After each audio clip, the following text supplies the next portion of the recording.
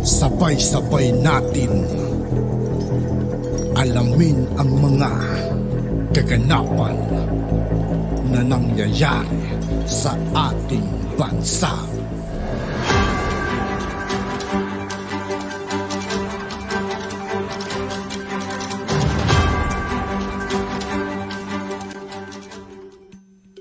Yo, what's up mga kaibigan? This is Aitoki po again. Ngayon nandito ulit tayo sa channel ni Pinas News Insider. Dito ulit tayo magbibigay ng komento at reaksyon. Kaya samahan nyo ako guys. Pero bago ang lahat na yan mga kaibigan, sa lahat ng hindi pa nakasubscribe kay Pinas News Insider, mag-subscribe na po tayo at huwag nyo rin pong kalimutan mag-subscribe dito sa aking channel. Simulan na natin mga kaibigan. Let's go! Ito ang balita ngayon, viral ngayon sa mundo ng social media. Ang di umano'y balitang matapos binunyag at inilabas ng controversial na vlogger na si Maharlika ang kanyang isa sa mga hawak na ebidensya patungkol kay First Lady Liza Araneta Marcos na tila nasasangkot naman ang TV broadcaster na si Anthony Taberna o mas kilala sa tawag na Katuning ay tila pinatatanggal na umano sa Iglesia ni Cristo. Pero bago ang lahat, kung bago ka pa lamang sa aming channel, please huwag kalimutang mag-like, subscribe at i-click ang notification bell para mas maging updated ka pa lalo sa lahat pa ng bagong video na i-upload namin. At eto na nga mga kababayan, former ABS-CBN reporter at radio DJ na si Anthony Taberna tila pinatatanggal na di umano sa Iglesia ni Cristo magmula ng binulabog at binunyag ng veteran vlogger na si Maharlika ang di umano'y radio recording na kinasasangkutan ng nasabing TV reporter. Ay nanawagan na rin umano ang mga kapwa kasapi ni Taberna sa Iglesia ni Cristo na tanggalin na raw ito bilang membro ng religious group dahil ang ilan sa kanila ay naniniwala na hindi raw dapat kasi ginawa di umano ni Taberna na kung anumang koneksyon ang mayroon sila ni First Lady Liza Marcos at kung bakit tila nadamay pa ito sa mga ilang kontrobersyang kinakaharap ng nasabing ginang. At ayon pa sa kanila, anong unay hinahangaan daw nila ang dating TV reporter ng ABS-CBN, ngunit magmula nang ibinunyag mismo ni Maharlika ang nasabing audio recorder ay nagbago na di umano ang pagtingin nila sa nasabing TV host at sa hindi inaasahang pagkakataon ay tila nanawagan na umano ang marami sa ating mga kababayan sa pamunuan ng Iglesia ni Cristo na naniniwala sila na tila ay dapat raw itiwalag na sa nasabing samahan o religious group ang nasabing former ABS-CBN reporter at naniniwala umano ang marami sa ating mga kababayan na tila mali raw ang ginagawa ni Katuning kung may katotohanan man raw umano ang nasabing audio recorder na malakas raw ang ebidensya laban sa kanya kung saan tinawagan raw umano o nag-send ng voicemail ang First Lady na si Liza Marcos sa former ABS-CBN TV reporter na si Anthony Taberna at kasunod nito, ibinalita na natanggal na raw umano sa pwesto bilang Executive Secretary si Attorney Vic Rodriguez na ibinunyag rin ng controversial na vlogger na si Maharlika na isa raw si Taberna sa mga di umano'y mga kasangkapan ni First Lady Liza Marcos na idiin lalo ang former Executive Secretary ni President Bongbong Marcos. Sila wala raw sa prinsipyo o paniniwala ng marami sa kasapi ng Iglesia ni Cristo ang manira ng kapwa lalo't wala naman raw itong ginagawang masama at ilan sa kanila ang nananawagan na dapat raw ay pag-aralan at imbestigahan si Katuning dahil akala nga raw nila na kapag Iglesia ni Cristo ay hindi gagawa ng masama dahil grabe ang ginawa nila kay Attorney Vic Rodriguez, hindi pa binayaran at ayon pa kay Maharlika ay hindi raw maididina ni Taberna ang kanyang ebidensyang inilabas lalo't madadamay rito ang First Lady. Hindi din raw makukontrol ng former ABS-CBN reporter ang mga pangbabatikos sa kanya lalo't ilan sa kanyang mga supporter ay nadismaya na. Ilan pa nga sa kanila ay tila deritsahang itinanong kung may karapatan raw ba ang Iglesia ni Cristo na tanggalin Taberna dahil sa di umano'y skandalong kinasasangkutan nito at ayon pa sa kanila, dapat talagang tanggalin. Mali ang ginawa niya na kasabwat ni Lisa Marcos para matanggal si Attorney Vic Rodriguez na walang kasalanan. Noon pa sana tinanggal.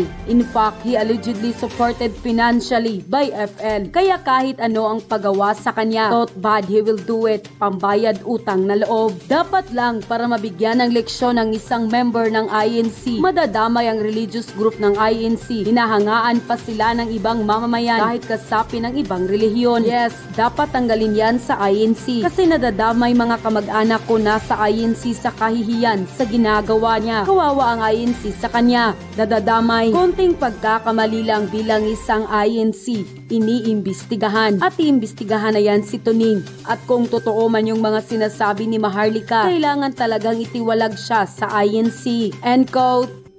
Mga kababayan, meron siyang post actually, si Taerna, 3 hours ago. Pero bago ang lahat, di ba ang portrayal ng kanyang post kagabi, padrama si Lisa, walang makeup, walang ligo, mabaho, mabantot, kordoroy ang mukha, talaga parang galing sa kumunoy, parang karbaw ba? Parang karabaw na halin dito sa lambon, mga ganun drama. Ang katotohanan ay ayaw na ayaw pala dapat ni Lisa Tanas na magpa-interview. Okay? Pero kasi kilala ko yung ginayupak na yan. Ayaw talaga, hindi, in fairness, ayaw talaga niyang humarap sa camera kasi malalamang bangag siya.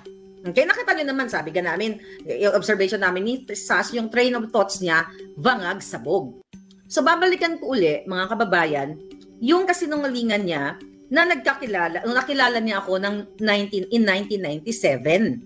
Okay? In 1997, ako daw ay tumawag sa kanya at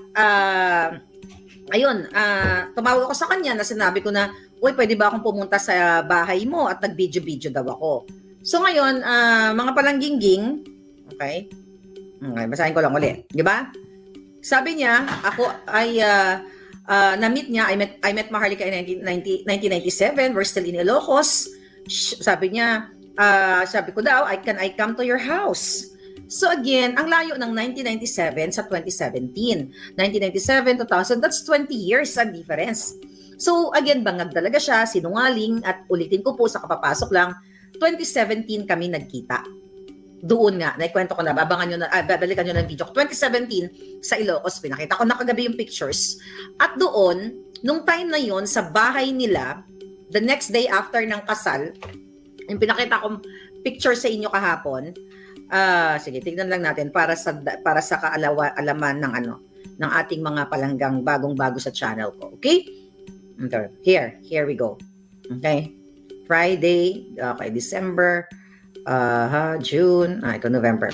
So ito yung sinasabi ko sa yung picture na ito yung first time kami nagkita ni Lisa Tanas. Okay? Okay. Nasaan na yun? Okay. So, di ba pinakita ko to kagabi sa inyo na dito kami nagkita ni Liza Tanas. Oh, dito pala yung picture ni ni Hitad. Okay. Ito. Di ba yan yung pinakita ko kagabi sa inyo? Yan. Okay? November 25, 2017. Alright. Then, ito yung pumunta ako sa bahay nila na may picture kami ni Kuting. Wala kami picture ni Lisa pero may picture kami ni Kuting. Where is that Kuting? Ito yung sa bahay ni Kuting. Yan ang bahay nila sa Lawag ay katabi ng dagat. Okay? Ayan. Okay, Paway, Suba, ayan kami ni Kuting. Yan yung bahay nila Lisa. Yung likod na yan. Doon sa area na may beach. Okay. Bakit ko kinukwento yan? Kasi nung time na yon, in-interview ko si Marcos Jr. Diyan may video kami niyan. Sabi ko kay Lisa Tanas, sabi ko sa kanya, nagkakilala na kami, kinuha niyo yung number ko, parang kasi siya friendly. In fairness sa kanya, friendly kasi user-friendly siya. Meron siyang kailangan sa akin, kaya kailangan niya magbait-baitan. So sinabi ko sa kanya noon, sabi ko, madam, mag-interview tayo, chika-chika, ganun-ganon. Ay naku, sabi niya, Maharlika, si Bong na lang, dun. Sabi niya, siya na lang interviewin mo. Di ba naikwento ko yan sa mga vlog ko nakaraan, naka-duster siya. Nung hindi pa niya ako nabubudol, naaaliw ako sa kanya. Sabi ko, napaka-simple naman ito ni Lisa, ganyan-ganyan. So, akala ko, simple lang. Yung pala, simpleng mambubudol. Alright? Okay, so kaya totoo ang sinasabi ni Taberna na mahirap talaga, na mahirap yung interviewin si Lisa Tanas. So dito, bubuljakin natin siya. So yung portrayal nila kahapon o isang araw na kunyari basang sisiw o basahan, galing sa basakan, sa dugyutan si Lisa, yun po ay inutos ng kanyang foreign advisor. Pinilit para isave ang as o ang maliit na itlog ni Kuting na kasing itlog, kasing laki ng butike. Papaano pinilit ayon sa ating puting ahas sa loob na Lisa, you have to do this to save to save Kuting from all the controversies ng sa pulburon. Kasi masyado na raw apektado at ang mga tao ay nagkakasama-sama na at sumisigaw na ng ipulburon si Marcos Jr., ipulburon test. Nagsalita na halos sa maisog, paulit-ulit yung bangag. Kaya no wonder during that time na in-interview ni Taerna, paulit-ulit na sinasabi ni Lisa na nasasaktan siya kay Sarah, di ba? Sinabi niya, I'm kind to her, yung kanilang slogan na sama-sama tayong babangon muli. Tapos si Inday umattend dun sa maisog at sinabi ang kanyang asawa ay bangag na bangag. Actually, talagang naapektuhan sila. Ulitin natin. Hindi ba nagpapa-interview yung bruhang yan at magpanggap na paiyak-iyak, kita lang ng wheelchair, doon sa Iloilo, yung mga tigulang daw, kawawa, Hindi yan magagaganyan kung hindi siya inutusan ng advisor. Siya nga yan eh. Okay? So gusto kong sabihin sa inyo na ang interview na yon, ayon sa ating source sa loob, mga kababayan, ay pinwersa lang si Lisa na gawin yon, magpanggap na parang basang sisiw para kalimutan daw natin, makafocus daw para mawala ang issue ng pulburon na kung saan yung dokumento na pinakita ko sa inyo at nakarating na nga sa opisina nila ni Office of the President, Office of the Kuting, Office of the ni Senator Bato, at I hope may imbestigahan na very soon. Okay, yun ang gusto nilang pagtakpan na issue. Kaya, ang advisor nilang syunga, okay, na si Peron, okay, here's the name. Sinabi ko na to sa inyo dati. Ang advisor na si Peron, ito ba si Peron? Dali lang Okay. Okay, yung advisor niya si Peron, mga palangga, okay, si Peron. Okay, yung kanyang foreign advisor. Huwag na natin pangalanan ng kanyang first name. Okay? Basta advisor Peron. Pwedeng Evita Peron, basta Peron. Nasabi, at yung majoritas. Okay? Sabi, gawin mo to. You have to do it. Para mailigtas si Kuting dahil sobrang nagagalit na yung tao. So, dapat makafocus ang attention sa paawa effect mo. Kaso, ang nangyari, hindi ganun. Lalong bumagsak, lumubog si Marcos Jr. at si Lisa dahil kahit na isa lang na si Lisa na mukhang galing kaliligo, kakaakyat lang from the tubugan sang Carabao, nagmukha siyang lalong syunga, manloloko, mambubudol, sinungaling. Then, 3 hours ago, nagsalita si Taerna ng kanyang drama-drama.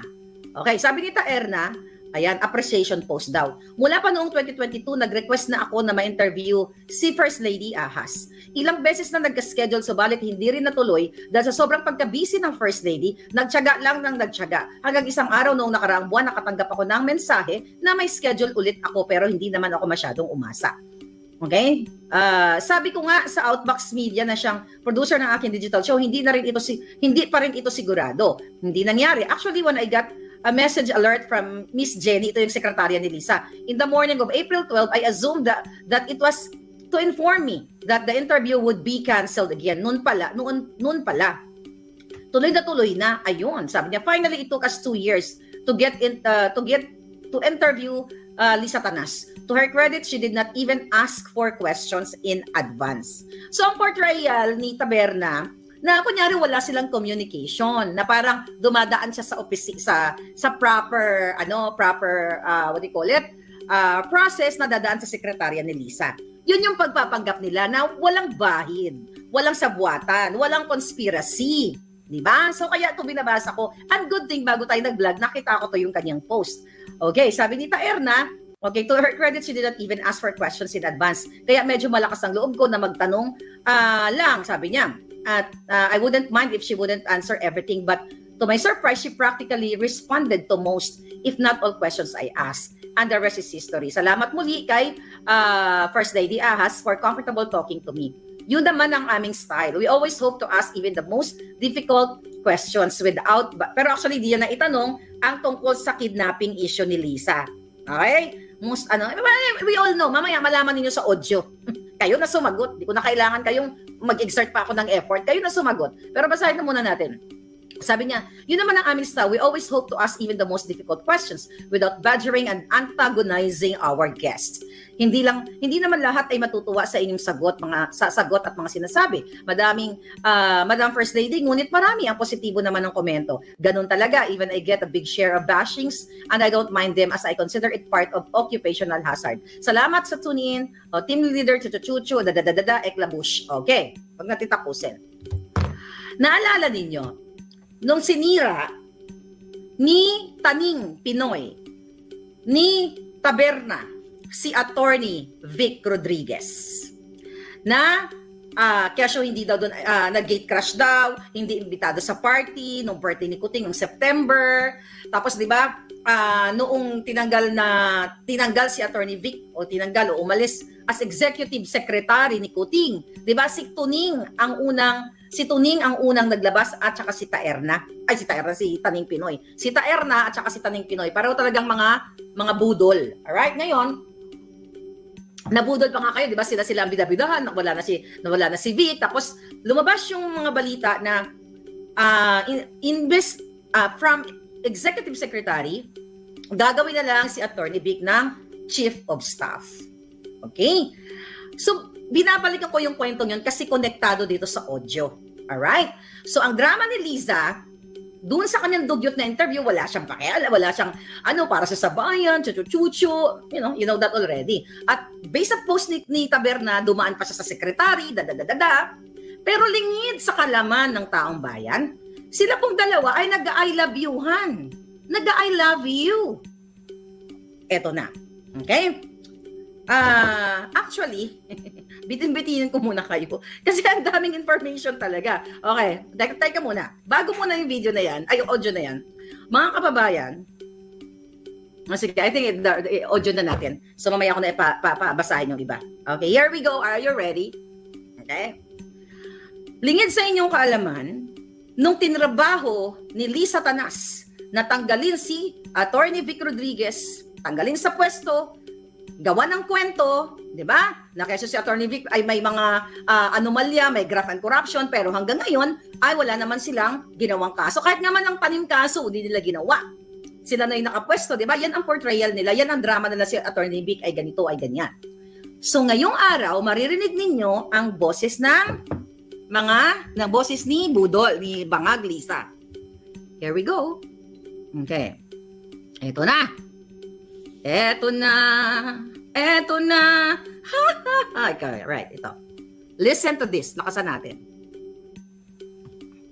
Latest Marites because okay, so this is my latest Marites. Oh, wait a minute. Out. No. Chief of staff, no more nothing. Wait. Umalis na siya, practice staff. Between you and I, he even tried to sweet talk Bongo. Okay, wag yan. Kaya, ito muna. Balikan natin. Alright, ito. Hi, Kataning, how are you? Okay, so this is my latest Marites because out. No more chief of staff, no more nothing. Umalis na siya, he practice staff. Between you and I, he even tried to sweet talk Bongo. Kung ako ikwento dito, na parang kawawa naman siya, ganyan yung pamilya niya. And Bong just stood firm and said, it's untenable na. I think you have to go. Mag-break ka muna. Then bahala na ako. But yung guy was out na siya. So that's the end of that. Another thing that's been brewing is Trixie naman, nagwawala. Paying Trolls, I'll send it to you, but don't say it from me. I'll kill you if you say patay ako. Okay, bye-bye, love ya. I love you. Nag-I love you kay Tony. Ulitin natin. Para, actually, transcribe ko na yan. Ulit. One more time sa kapapasok lang. Hi, Kataning. How are you? Okay, so this is my latest Marites because out. No more chief of staff, no more nothing. Umalis na siya, he practice staff. between you and I, he even tried to sweet talk Bong. Huwag mo na ako ikwento dito na parang kawawa naman siya, ganyan yung pamilya niya. And Bong just stood firm and said, it's untenable na.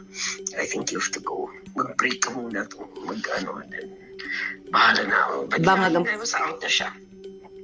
So that's the end of that. Another thing that's been brewing is Trixie naman, nagwawala.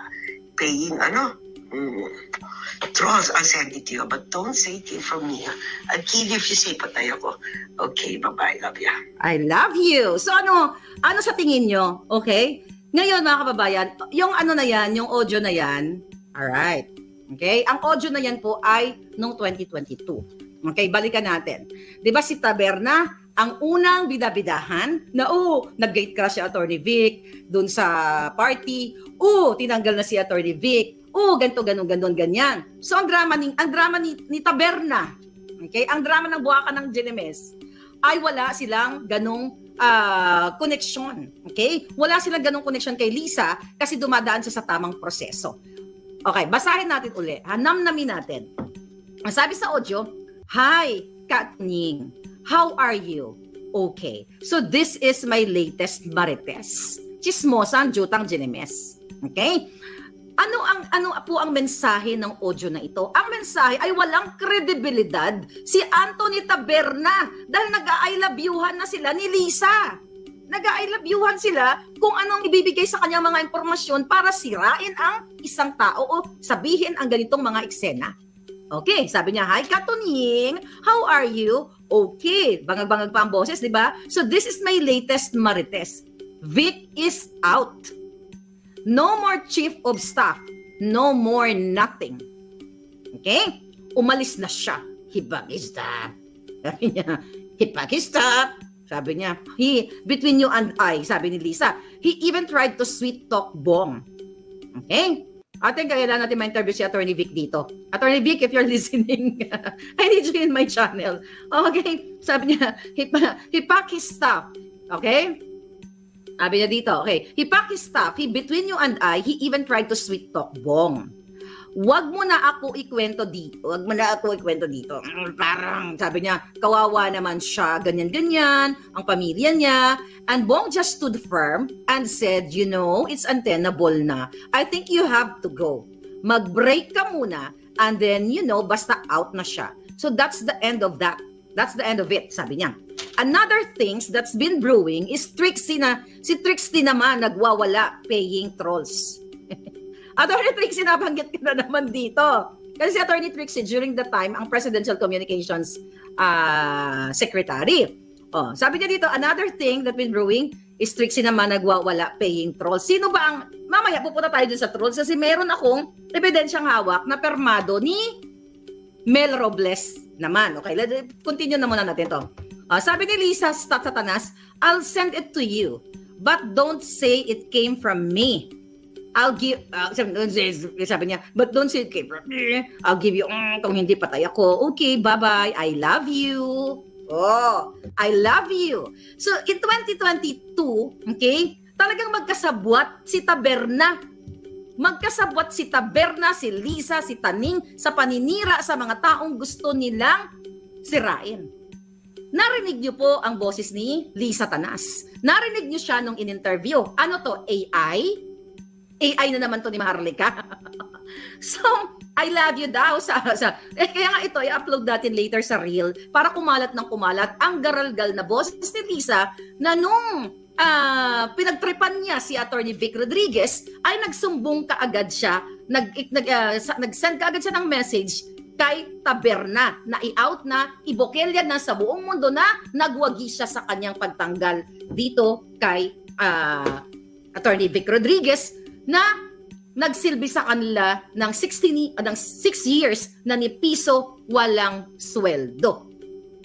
Again, kaya ang karugtong pa nito, kung naalala niyo yung vlog ko, na nung September, I think 17, nung on the way si Marcos Jr., yung first trip nila sa New York, dito sa Amerika, mga kababayan, nung nakita ni Kuting, okay? Nung nakita ni Kuting, nung nakita ni Lisa Tanas na pinirmahan ni Kuting Jr.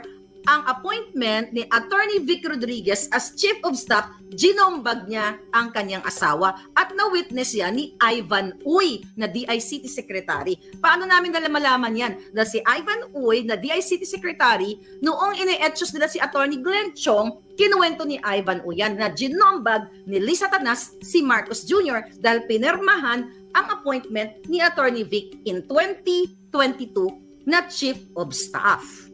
Okay? Actually, naka-move on na lahat. Si Attorney Vic, di ba, wala na-interview na natin siya. Pero kung marinig niya to, masashock sa siguro. Di ba, na ang talagang alam ko na ang punot dulo ng pagiging ingrato ni Marcos Jr., ungrateful, bangag, pulburon, walang utang na loob na ang kanyang executive secretary, ang kanyang spokesperson na sumalo ng kababuyan nilang lahat, ay pinagtripan ng kanyang asawa at nagchismis, nagmarites kaagad kay Taberna.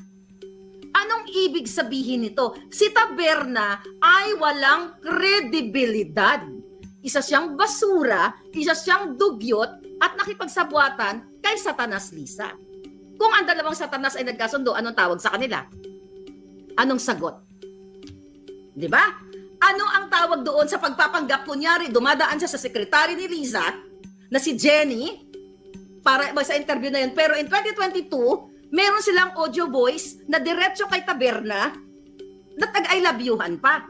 Nag-I love you pa si Lisa. At may namarites niya, etong nangyari kay Vic, tuwang-tuwa siya. Nasa inyong mga tenga, nasa inyong mga desisyon, nasa inyong puso at utak kung maniniwala kayo o hindi. Alam ko naniniwala kayo, pero sa mga saradong dugyot na mga bayaran, ay gagawa sila ng eksena para na naman ipagtanggol ito. Hindi po pwede magsinungaling ang bubosis ni Lisang bangag-bangag. So, dun sa mga lumalabas na issue in the past, yung audio na pinarinig ko sa inyo na si Lisa Tanas ay inutusan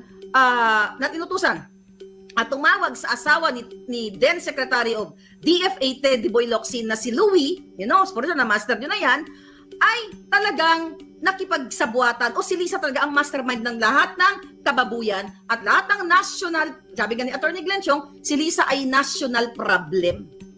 Yeah, bad shot ka. Sabi ni Susan, bad shot ka na sa akin, Katuning. Okay, love you, sabi niya. So, dito na pinapakita natin na sinungaling si Taberna na dumadaan siya sa proseso, nag-I love you si Lisa sa kanya. Nang minarites ni Lisa Tanas, diba? Oh, sabi ni Palangga, 5 million ang suhol ni Butod kay Taberna. Okay? Sabi ni Estrella. Okay? Ngayon, love team sila, nag-conspire silang dalawa. Kaya nga sabi ko sa inyo, yung kanyang interview 2 days ago, yun ay utos ng kanilang foreign advisor kasi gusto po nilang wag pag-usapan ang pagkasangkot ni Marcos Jr. sa pulburon. Nung panahon na yon, nung March 10, 2012, na kung saan i-raid sana sa Rockwell kasama si Maria na sila ay ayon sa report na ayon sa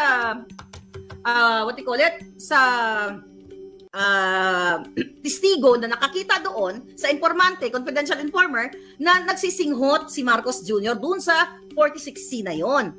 So ngayon, di ba, sinabi ko sa inyo, pinadukot, okay?